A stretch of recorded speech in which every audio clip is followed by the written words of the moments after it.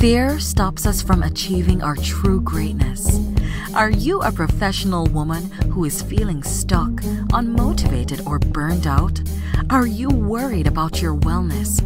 Are you letting fear stop you from crushing your goals?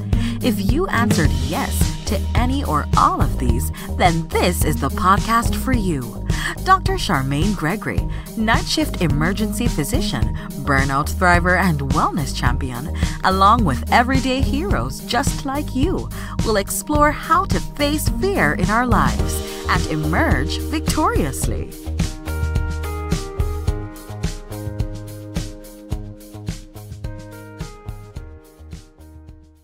Welcome to Fearless Freedom with Dr. G.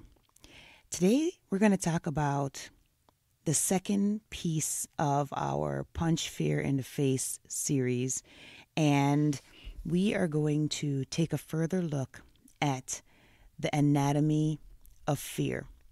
We talked in a couple episodes ago about what is fear and how it manifests itself in your life. What can you do? What are the first steps that you can take in order to start facing fear and then overcoming it?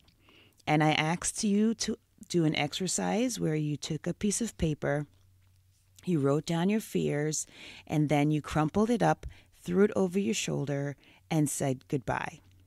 I hope that you did this because it's definitely very cathartic, and in its physicality, it symbolizes you being able to acknowledge, claim, and then throw away your fears so that they cannot thwart your progress and your amazing trajectory towards greatness. So today, I want to talk about the anatomy of fear, which is part 2 of this series. And I was inspired to start looking into fear and addressing it in my own life, partially because I was greatly influenced by a book that I read about 2 years ago, which is entitled Feel the Fear and Do It Anyway by Susan Jeffers, PhD. In the book, she talks about different fear levels, and she says that fear can be broken down into 3 levels. The first one is level 1, which is the surface story, and can be further split into fear that happens and fear that requires action. So what would be an example of a level 1 fear that can happen? So things like aging, retirement, natural disasters, dying, change, illness, those are all level 1 fears that happen. Level 1 fears that require action include making decisions, changing careers, making friends, going to the doctor, losing weight, ending or beginning a relationship, driving. Now, do you have any of these, or any of these sound familiar to you? Can you think of any others that you can add to this list? Because to be honest, we don't always break down our fears into these surface categories of things that happen and things that require action. So these are the level 1 fears. Then there's another category, a level 2. These are fears that involve the ego and are not situation oriented. So these are things like rejection, failure, being vulnerable, disapproval, being conned, loss of image, and helplessness. So as you can see, these are all things that are targeted to our inner selves or our egos. These plague the inner states of mind and can permeate all aspects of our lives. So, a fear of being rejected can affect you attempting to do new things, which in turn can prevent you from having great experiences in life and accomplishing greater things than you could ever imagine. It also can prevent you from pushing yourself, or it prevents us from really putting ourselves out there in life, in our career, or in our relationships. And we all know that even though it's daunting, on the other side of fear and the other side of putting ourselves out there usually is an amazing result. So this is crippling. This fear cripples us, and it leads to loss of opportunity for growth and improvement. So by protecting our hearts from pain, we instead end up limiting our progress. So these are the category, the level 2 fears. They involve the ego and are not situation oriented. So then there is a third level, and this one is literally about 4 words. No, it's 4 words, and it is I can't handle it. And so you may wonder, what do I mean by that?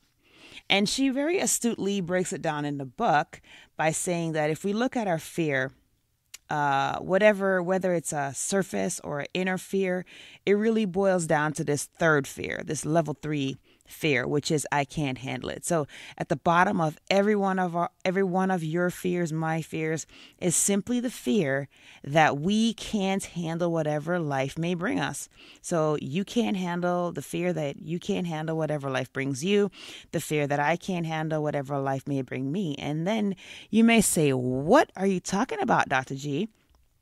Well, how do we apply this? Here's a test. Let's just check it out. Let's take a look at the level 1 fears. And remember, we said that those were fears that can happen or fears that require a decision, right? Or an action. And so, for example, aging. So aging is one of the ones that can happen, right? So then if you apply this to that fear, you would say, I can't handle getting old. Why are you afraid of getting old? You're afraid because you can't handle getting old. Why are you afraid of a breakup of a relationship? You're afraid because I can't handle being alone. Why are you afraid of applying to a position or trying a new thing? You're afraid because I can't handle not getting the job. And so if you were to think about applying this to the level 2 fear, which we said was mainly geared towards the ego or the inner state of mind, the same thing would really, really apply. And so an example of that would be, I can't handle failure. Like my soul, my ego cannot handle it. I can't handle being rejected. I am not going to apply for that job because I just can't handle being rejected. So literally, whatever happens to me, given any situation, I can apply this third level fear. So instead of being defeated, instead of being thwarted, I need to really say, and you need to say to yourself frequently these words: I'll handle it. Whatever happens to me, given any situation, I can handle it.